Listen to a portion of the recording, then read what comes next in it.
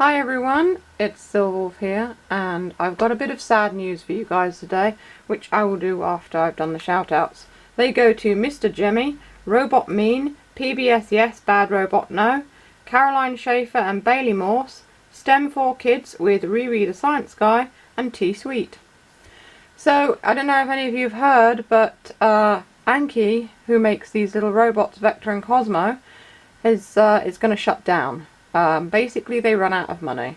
I've got a couple of articles that I'd like to read to you guys just to fill you in. I will also link to the articles in the description of the video as well, so that you can take a look for yourself. But this is what Gizmodo has to say about Anki closing down. It says, robotics company Anki, the manufacturer of an adorable line of tiny home robots like Cozmo and its bigger brother, the $250 Vector, has unexpectedly and abruptly folded, Recode reported on Monday. According to Recode, CEO Boris Softman told staff they would lose their jobs on Wednesday and that nearly 200 employees would be given 1 week's severance, after earlier informing them that a critical round of financing had fallen through. Recode wrote that the company said in a statement it had been left without the necessary funding to maintain its existing business or achieve future goals. The company said in a statement to Recode that it was left without a significant funding to support a hardware and software business and bridge to our long-term product roadmap. Despite our past successes, we pursued every financial avenue to fund our future project development and expand on our platforms, a company spokesperson said. A significant financial deal at the late stage fell through with a strategic investor, and we were not able to reach an agreement. We're doing our best to take care of every single employee and their families, and our management team continues to explore all options available. Anki boasted strong sales numbers, and Engadget notes that it had raised $200 million in venture capital and recently added key features to Vector like Alexa integration. Softman also said that its ambitions were never limited to entertainment or toys, and that the company wanted to be a major player in robotics and artificial intelligence. But it's possible to overstate how much of a surprise this is. At the end of the day, Anki's current lineup of robots essentially amounted to cute but expensive toys that replicated smart home functions already done just as well by stationary smart speakers. Its other selling points, like helping kids learn how to code, doesn't seem like the strongest argument for the viability of the business when other consumer robotics companies failed left and right in 2018. As Wired argues, the strongest commercial argument for robots is things like the Roomba that actually perform useful tasks. In any case, the writing is on the wall for our poor little bulldozer-like friends, who may soon go quietly into the dark night. Hey, maybe one day Vector will still be rolling around collecting our cubes of post-apocalyptic trash. In the meantime, according to Engadget, Anki management said it will continue to seek any financial options left available to continue their work. So there is some sort of hope somewhere, and someone might take over the projects, you know, and see something worth in Vector and Cozmo and the other little robots.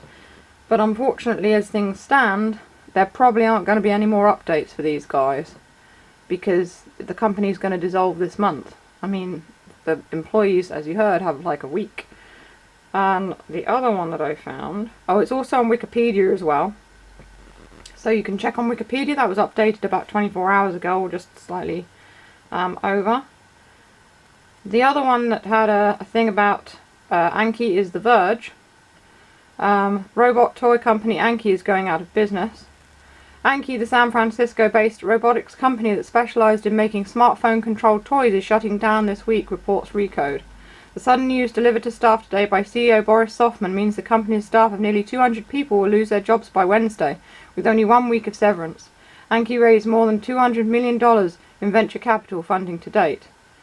According to Recode, Anki ran out of money and could no longer support a hardware and software business that would enable it to achieve its long-term product roadmap.